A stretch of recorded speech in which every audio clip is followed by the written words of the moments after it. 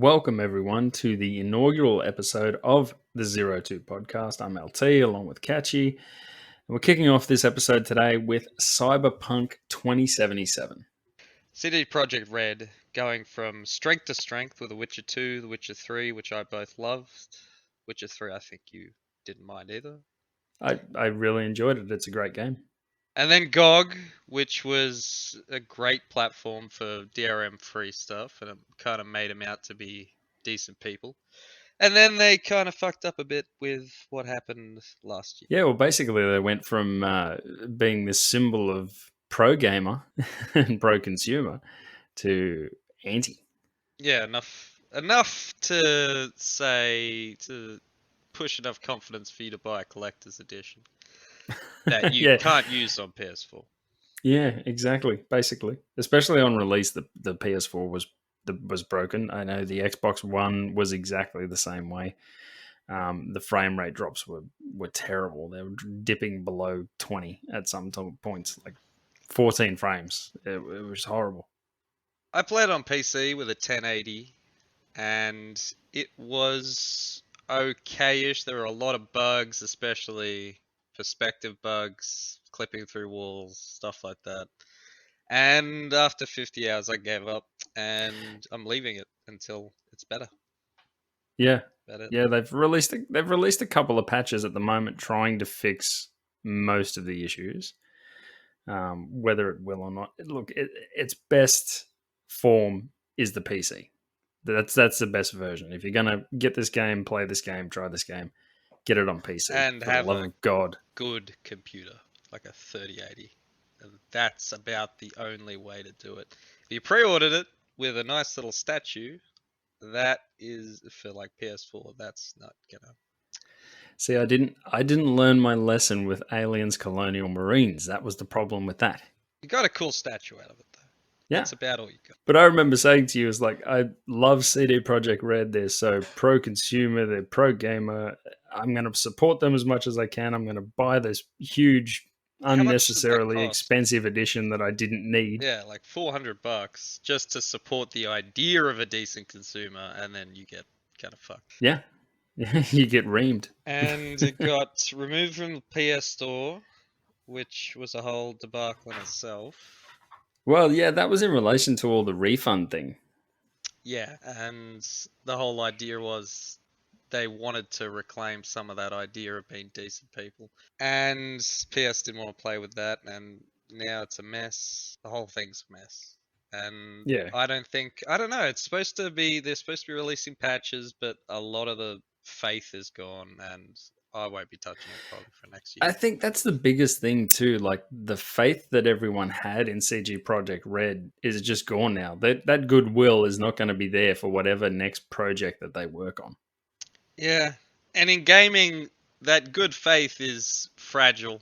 It's like Bethesda. They just have to release a couple of bad games. It's like, nah, we see what you're up to. Well, Fallout 76. That was That's enough another to one. do it. That was enough to Skyrim, I forgot all about that being good. And it does. It makes you not want to see what they're going to do next. Like, you think the next Skyrim is like, oh, I'm hyped for that. I'm really not. Elder Scrolls 6, nah. I'm kind of lukewarm on it. I don't think it'll be as good as Oblivion was when it came out for the 360, and I was really excited about it. And it won't be as good or revolutionary as Skyrim, which they've re-released on 20 consoles by now. And Pretty much everything that has a electrical base.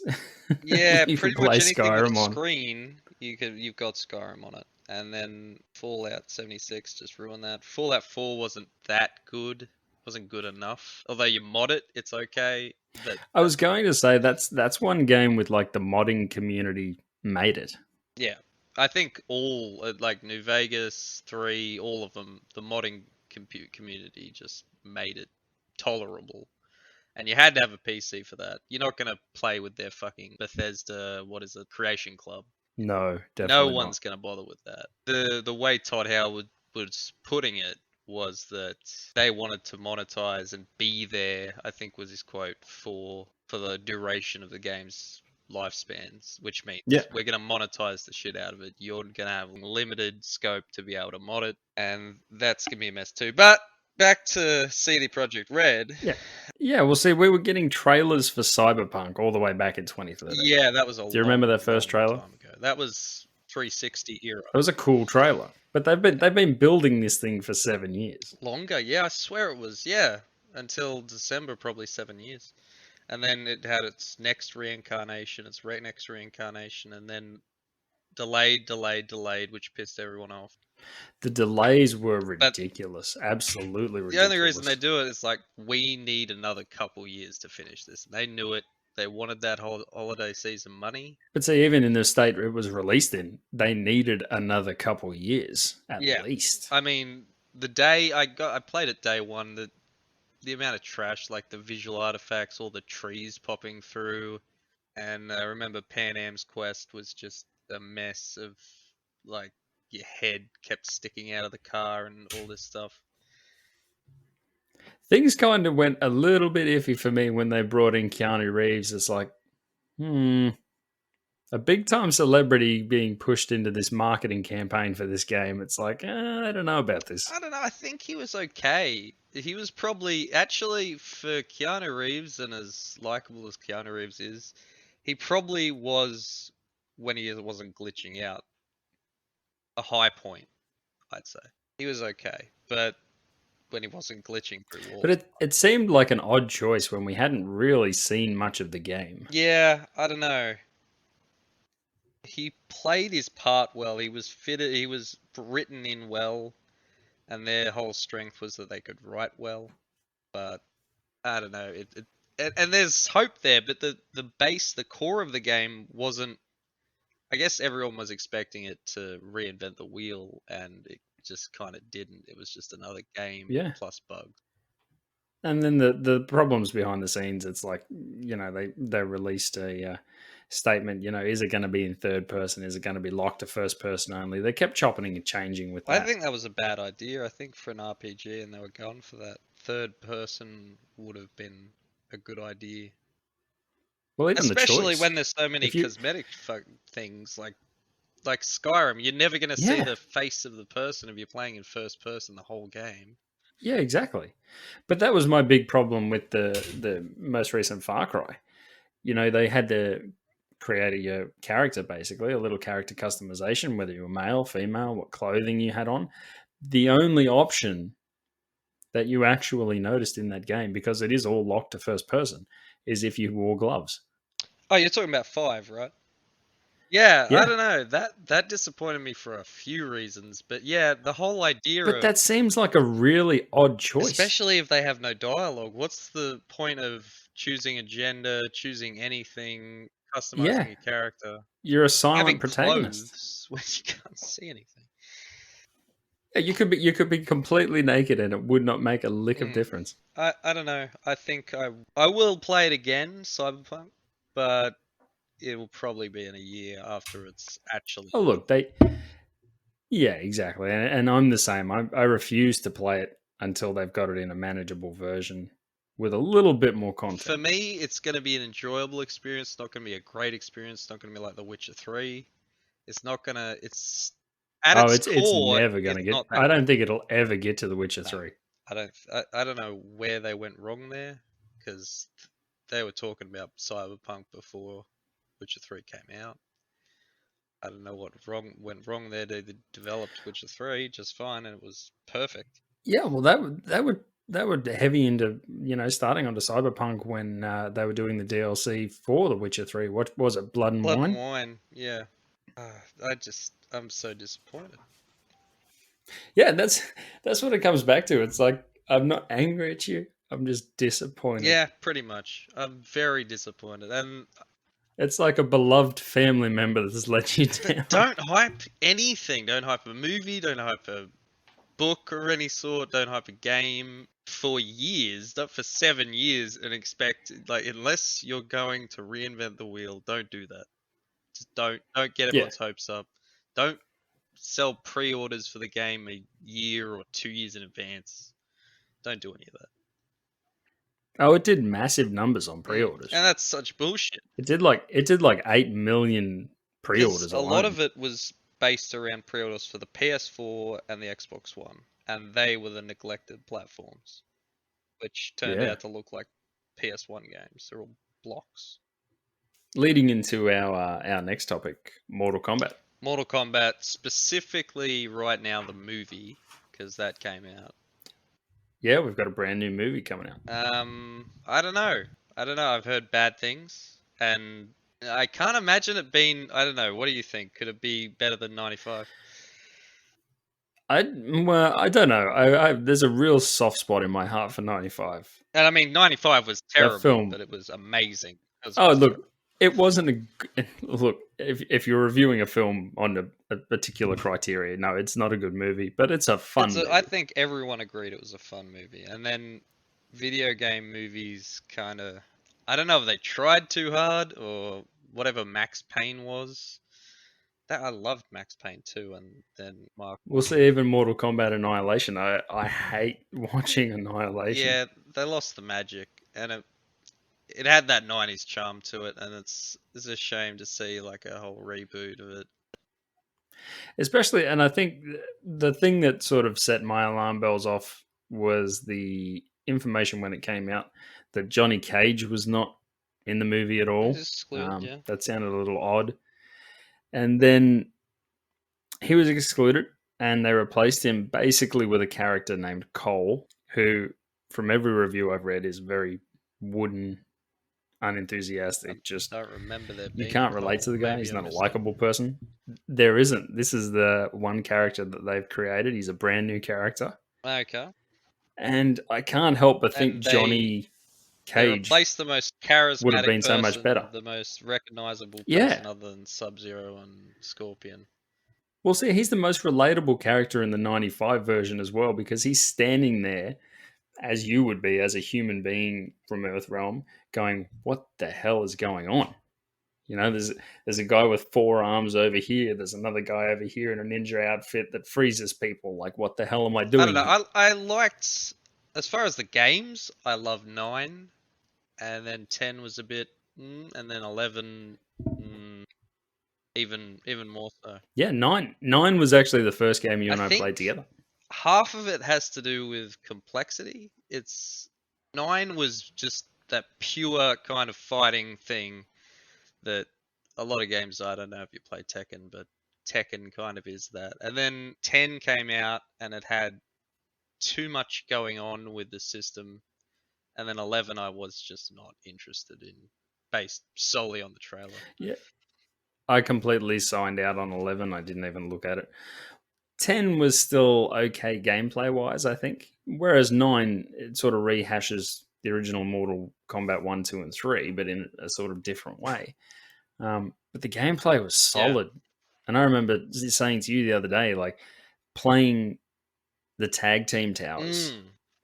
That was so much fun. A lot of tag team should be mandatory for every fighting game, every single fighting game. I don't see any reason why you can't implement that.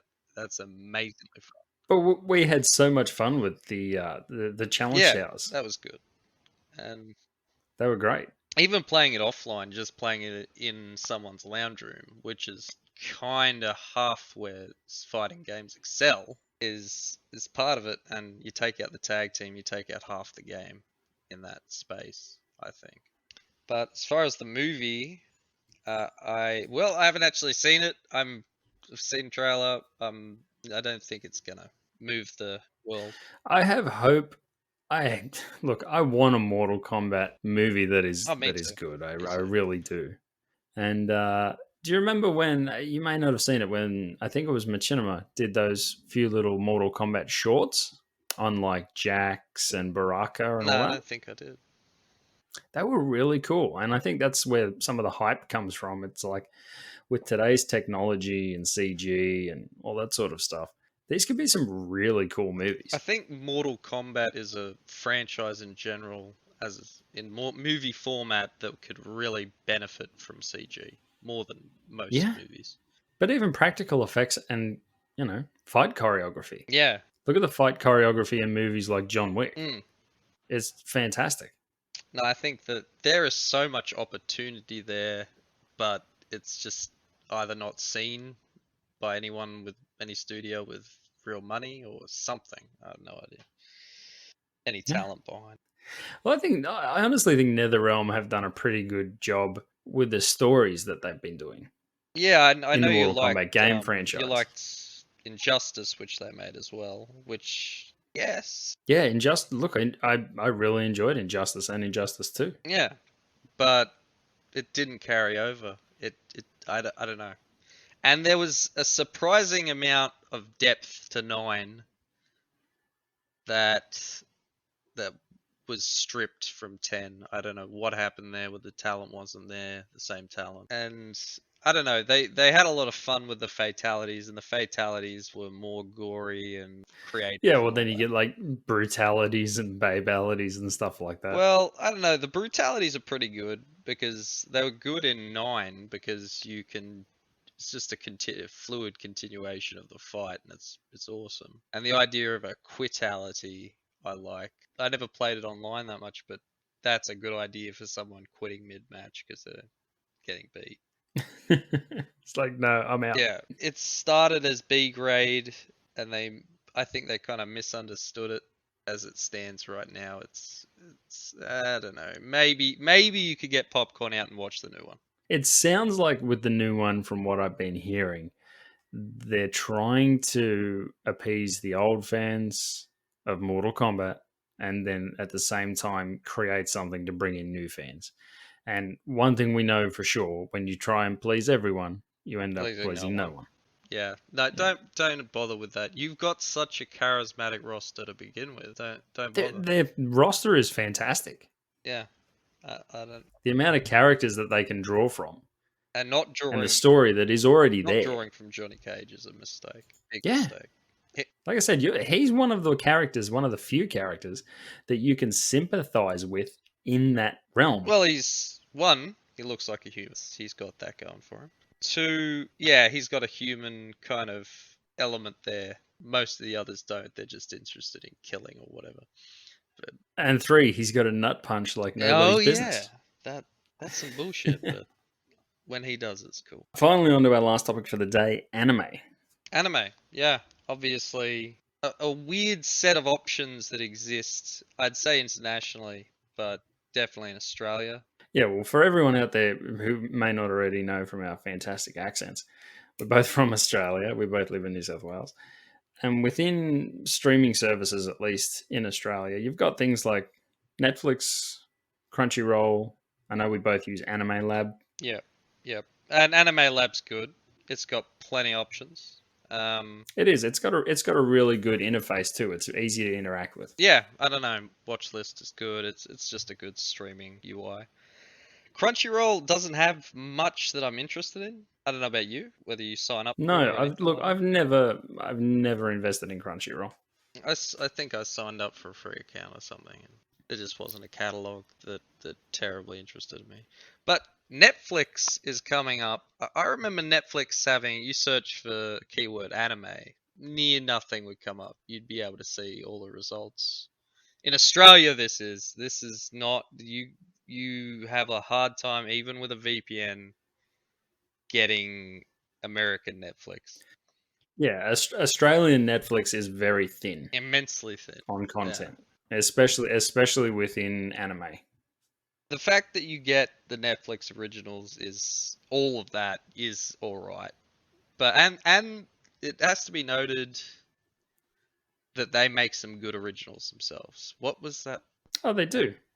Cast They definitely do. Yeah, they make some good anime originals too, and they're actually Japanese, which is good. Well, see, I was watching some of their animated stuff the other day, and like small series like Blood of Zeus. Mm. It was an anime around Greek gods and Yeah, that I sort know of you stuff. love that. That's That cool. was yeah, no, I found that really fun, and I was just looking through Netflix the other day and their anime catalog, and they've got Demon Slayer on there. Yeah, that's not bad. I just recently put Demon Slayer on, which I love. Yeah, yeah, that's not bad. I haven't actually seen that. I know a couple You need people to. that have It's said that's fantastic. good. I don't know. Netflix is coming up as a real platform for it. Well, here in Australia, we were introduced to anime basically with like Dragon I Ball. think most people in Australia would Dragon Ball Z. I think that's near worldwide.